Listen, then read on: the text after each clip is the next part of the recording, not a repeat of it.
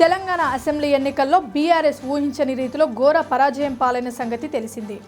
ముచ్చటగా మూడోసారి అధికారంలోకి వస్తామని, కాస్త సీట్లు తక్కువైనా గెలిచేది కారు పార్టీయేనని గులాబీ నేతలు భావించారు. కానీ సీన్ మొత్తం రివర్స్ కావడం, కాంగ్రెస్ అధికారంలోకి రావడం, ముఖ్యమంత్రిగా రేవంత్ రెడ్డి ప్రమాణ స్వీకారం చేయడం అన్నీ చకాచకా జరిగిపోయాయి.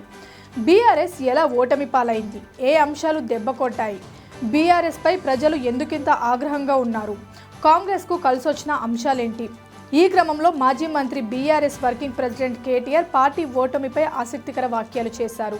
కేటీఆర్ ఏమన్నారంటే, అసెంబ్లీ ఎన్నికల్లో 1/3 సీట్లు గెలిచామన్న విషయాన్ని మాజీ మంత్రి చెప్పుకొచ్చారు. అసెంబ్లీ ఎన్నికల్లో సిట్టింగ్లను మార్చి ఉంటే బాగుండేదని కేటీఆర్ అభిప్రాయపడ్డారు.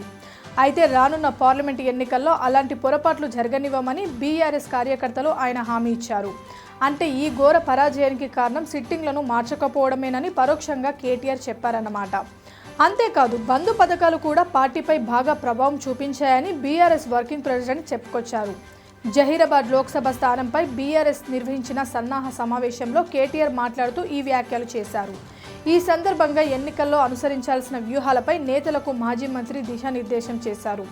వాస్తవానికి బీఆర్ఎస్ అభ్యర్థులను ప్రకటించిన తర్వాత చాలా మంది మార్చే అవకాశం ఉందని, ఇదే ఫైనల్ కాదని అధినేత కేసీఆర్ 1కి 10 సార్లు చెప్పారు. అయితే 4-5 స్థానాలకు మాత్రమే అభ్యర్థులను మార్చిన గులాబీ బాస్ మిగిలిన స్థానాలకు మాత్రం సిట్టింగ్లకే టికెట్లు ఇచ్చారు. మార్పులు చేర్పులు చేయకపోవడం వల్లే కారు పంచర్ అయిందనే రాజకీయ విశ్లేషకులు చెప్తున్నారు. అయితే జరిగిందేదో జరిగిపోయింది, ఇకపై జరిగే ఎన్నికల్లో జాగ్రత్తలు పాటిస్తామంటూ గులాబీ పెద్దలు చెప్పుకుంటున్నారు. కాంగ్రెస్ పై కన్నెర్ర. కాంగ్రెస్ గురించి మాట్లాడిన కేటీఆర్, అసెంబ్లీ ఎన్నికల్లో కాంగ్రెస్కు ఓటేసిన వాళ్ళు ఇప్పుడు పునరాలోచనలో పడ్డారని చెప్పుకొచ్చారు. పార్లమెంటు ఎన్నికల్లో త్రిముఖ పోటీ జరగబోతుందన్నారు. ఈ 3 ముక్కులాటలో బీఆర్ఎస్కే పరిస్థితులు అనుకూలంగా ఉంటాయని ఆయన తెలిపారు. నెల రోజుల్లోనే కాంగ్రెస్ ప్రభుత్వం అప్రతిష్ట మూటగట్టుకుందని విమర్శించారు. కాంగ్రెస్ ఎమ్మెల్యేలకు అప్పుడే ప్రజల నుంచి నిరసన సెగలు మొదలయ్యాయని ఎద్దేవా చేశారు. అప్పుల బూచి చూపించి హామీల నుంచి తప్పించుకోవాలని కాంగ్రెస్ ప్రభుత్వం చూస్తుందన్నారు. జిల్లాల సంఖ్య తగ్గించేందుకు రేవంత్ రెడ్డి కమిషన్ వేస్తున్నారన్నారు. కొత్త జిల్లాలు రద్దు చేస్తే ప్రజలు ఊరుకుంటారా అని ప్రభుత్వాన్ని కేటీఆర్ ప్రశ్నించారు. కాంగ్రెస్ ప్రభుత్వం అనేక తిరోగమన చర్యలకు పాల్పడుతుందన్నారు. బీఆర్ఎస్ తెచ్చిన పథకాలు రద్దు చేస్తున్నారని కేటీఆర్ మండిపడ్డారు. జహీరాబాద్ పార్లమెంట్ సీట్ను ఖచ్చితంగా గెలుస్తామని, రాజకీయ పార్టీ అనగా ఎత్తుపల్లాలు తప్పవన్నారు.